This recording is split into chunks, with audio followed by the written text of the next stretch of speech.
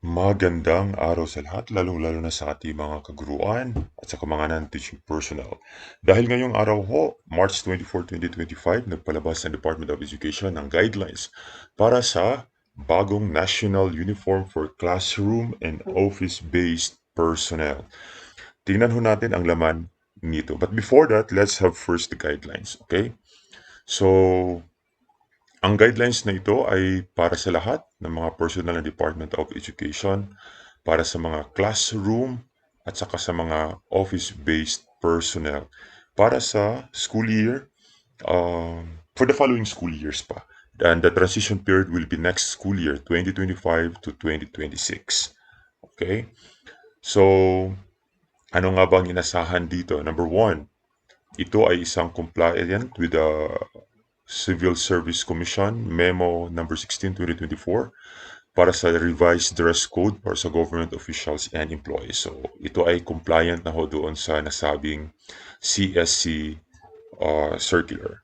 Then letter B, it is the comfort and applicability of the uniform to the weather and working conditions. So, isa ho yan sa being considered.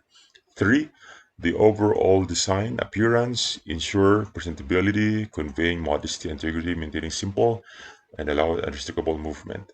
Then the general ability of fabric and materials in the market. Then gender inclusive, as well as, of course, the costs. So, since 2020, next school year, during the opening in the month of June, 2025-2026 will be the transition period. Now, for school year 2026 to 2027, dapat lahat ng mga DepEd personnel, all DepEd personnel, shall wear the prescribed new sets of uniform. So meron pa ho tayong isang school year na transition period para sa bagong uniform. And reminder, only the approved national uniform shall be used by the DepEd personnel. No regional and no schools division office uniform. So klaro ho yan. This is in DepEd order number 20, no, DepEd memorandum, sorry. This is in DepEd memorandum 28, item number 3. Walang regional at saka schools division uniform. Then, since iba-iba tayo ng geographical and climate conditions, no specific fabric will be prescribed provided that the design, the design and the color of the fabrics used are compliant with the guidelines. So, okay ho yan. Then the teaching and non-teaching personnel from the central office, regional office, schools division offices, and schools are free to purchase and obtain the prescribed uniform materials from any available source that complies with the standard set. So wala ho tayong particular na specific kung saan tayo pwedeng bibili. Then, number 6, these internal guidelines, modification and adjustment to the new uniform design shall be allowed to ensure inclusivity in the workplace. So that's for all genders. Okay. However, such modifications shall be limited to altering short sleeves to long sleeves. So pwede ho from short to long sleeves and like for religious reasons. So because of we are all inclusive in the Department of Education. But the overall design and the color of the uniform shall remain unchanged to maintain uniformity across DepEd. Okay? So, klaro ho yan. Then, to reiterate and inform all concerned DepEd has not endorsed, accredited, or authorized any particular supplier to approach CO or RO or SDOs to declare themselves as exclusive distributors. So as long as it complies with the standard, with the color, as well as the design of the fabric, and that is okay. All right. So for the schedule of wearing of the new DepEd national uniforms, so for the classroom based personnel, Monday, design A for male and female. That's the ASEAN and the Filipiniana inspired. Then Tuesday, design B. Wednesday, design C. Thursday, design D. Then Friday, appropriate office clothes. Then for the office-based personnel, tignan ho natin ito mamaya. For Monday, design D, as well as also ASEAN and Filipiniana inspired. Tuesday, design E, F, and E. So tingnan natin dito. Okay, let's have this. So this one. So this is for ito ho yung uniform, enclosure to DepEd order, DepEd memorandum number 28. So ito yung for classroom-based personnel. This is for Monday. So ito ho yung design A, that this is for male, ASEAN, and Filipiniana inspired. So yan. Tingnan ho yan. Full button dito.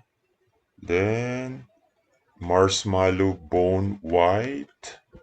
So tingnan nyo lang sa mga suppliers. Then embroidered fabric, insert black pinning. So meron namang design dyan. Texturized polylinen medium gray. Itong uh, pants ng mga boys. So meron. Ito yung design for the Monday.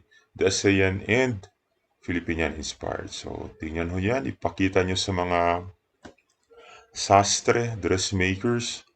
Okay. So ito ho yung Monday for the male classroom-based teacher.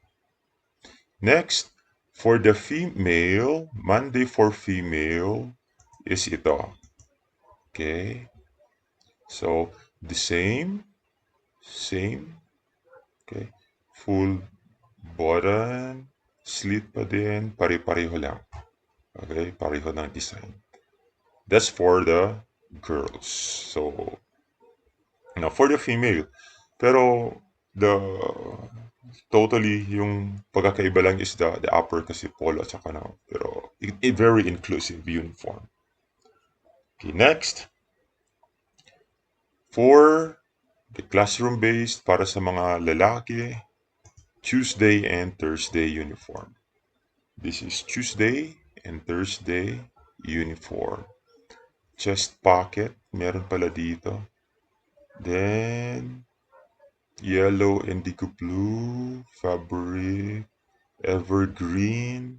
Oh, okay. So, andito yung mga description. One is with pocket, then turbinized collar here, then 1 and 1/4 hidden buttons with trimmings.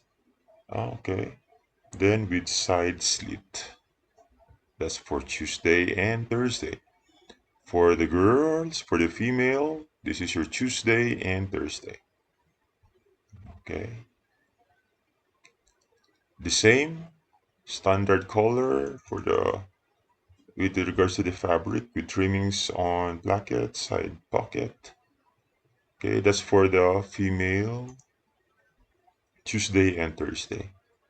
Then for Wednesday, this is for Wednesday. For male personal classroom based, this is Wednesday. Half-centered cutting combination with embroidery fabric. Ganito yung zoom in ng embroidery. Concealed buttons. Then slit. Microcheck muted gray, the colors. Texturized charcoal gray fabric. Wednesday for the male. Then for the female, ayan. Concealed buttons. So, ayan. Microcheck muted gray, texturized charcoal gray fabric. So almost the same color with the rest.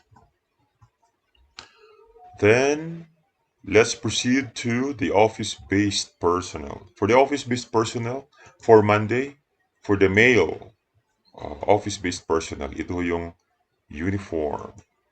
Okay. Then, for the female office-based personnel, yan ang kanilang uniform. Then, Tuesday and Thursday for the office-based. Yan. Then, for the female, yan. Tuesday, and Thursday. Then Wednesday, for the male for Wednesday, this one. Then for the female Wednesday, this one. Okay? And that's all.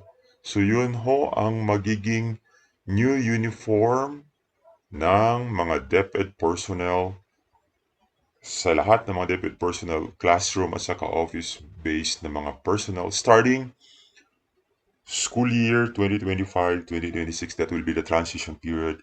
But everybody is required to wear it on the next school year 2026 to 2027. So, yan. If you want to know the details, you can browse it to DepEd Memorandum number 28, series of 2025, dated March 24, 2025. Guidelines on the new Department of Education National Uniform for Classroom and Office and for classroom and office-based personnel. Magandang araw.